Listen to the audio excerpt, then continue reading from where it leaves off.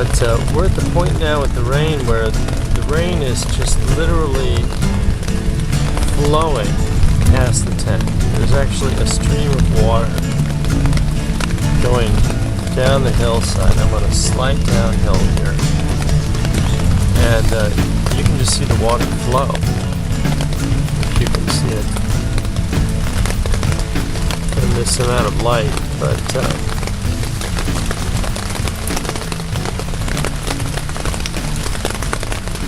that's it. And our little froggy friend is enjoying it. I suppose he's enjoying it.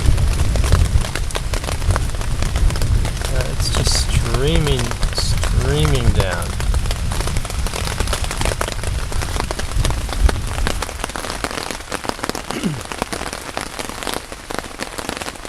Waiting at the storm to pack out of this campsite, I thought I'd go ahead and do a review on my first aid and contingency kit and show you what I have in here. It's kind of a big kit, frankly. It's a little more than I'd want, and I guess I would refer to this as not really a level 1 first aid kit, and not quite a first aid, a level 2. It's kind of a 1.5, and you'll see what I mean, but it's just kind of the contingent of stuff that I feel most comfortable with. It's designed to serve more than one person. So I'm here on a solo trip. It's a bit more than I need here, and in fact, I didn't need any of it. Well, actually, I did need one thing. A couple of things that are in here. But in any case, it's it's a personal choice and comfort level. I don't mind taking a little bit of extra weight for the capability that it gives me. So let's take a look inside. It's just in this case that I found. Nothing special about the case, and the organization is nothing special either. It fits, but it's not neatly sectioned into little pockets and so forth. All of those cases I found just to add a little more weight than I care to add to an already admittedly overweight pack. But a variety of things in here. Some duct tape. And I'm doing this on top of my bag. Repair kits for sleeping pads. Gotta have something like that. A little sewing kit with some safety pins, a couple needles, thread, just in case I have a pack break or something else that I can sew together and fix. And then along the lines of the other contingency stuff, there's some rubber bands in there. In case I lose the rubber bands for my tent poles or need something to strap something together. And then there's some zip ties in there. These are really handy to have, and in fact I used a couple of these to resecure bottles in my portable backpack, or my mini backpack, day pack that I carry inside my bigger pack. So very handy, and these weigh nothing to have those. Okay, so on to the medical oriented stuff. Obviously we've got some variety of moleskin or blister treatments necessary for backpacking. It's going to come up sooner or later. Got some various kinds of dressings.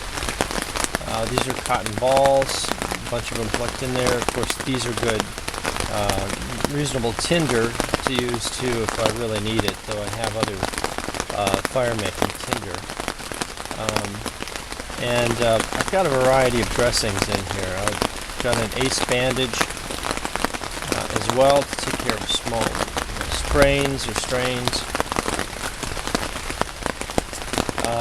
Let's see. Cortisone cream.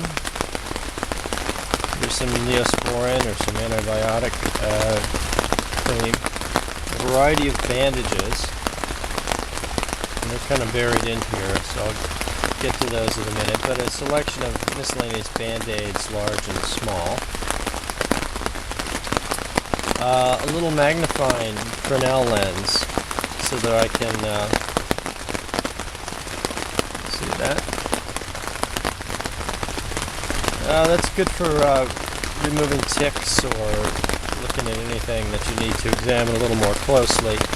Again, that weighs virtually nothing. Some hand sanitizing towels. Another thing I carry is some eye wash solution and an eye cup.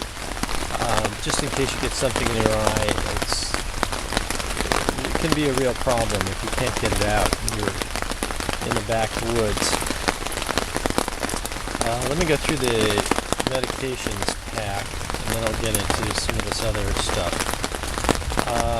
In the medications, a variety of over-the-counter meds, some Advil, or ibuprofen, aspirin. These are low-dose aspirin, and I have these more in case somebody in the party suspects they're having a heart attack. You can put some aspirin into them real quickly. Tylenol is an alternative pain reliever to the Advil. Advil is better for inflammation. Some Benadryl, well, not Benadryl, but generic Benadryl for allergic reactions, hives, whatever. There's some Sudafed in here. Some famotidine, that's Pepsid for stomach relief. And some Imodium. You have to have Imodium to take care of all of those problems. And also, looks just like it, Mylanta for other digestive problems. So a variety of stuff, variety of patent or over-the-counter meds to take care of various symptoms. Very nice to have those things. Then, in terms of the stuff for more serious injuries, I have an irrigating syringe. Now this is a little 10 milliliter syringe. I don't have a cup, a splash guard cup for it in here, but just nice to be able to irrigate a wound if you've got a deep wound. Generally irrigating it with fresh water, fresh clean water is the way to go.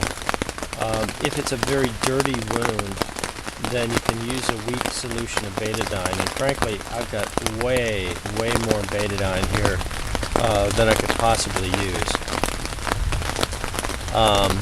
So I really need to find a smaller bottle. This is just the only bottle I could find.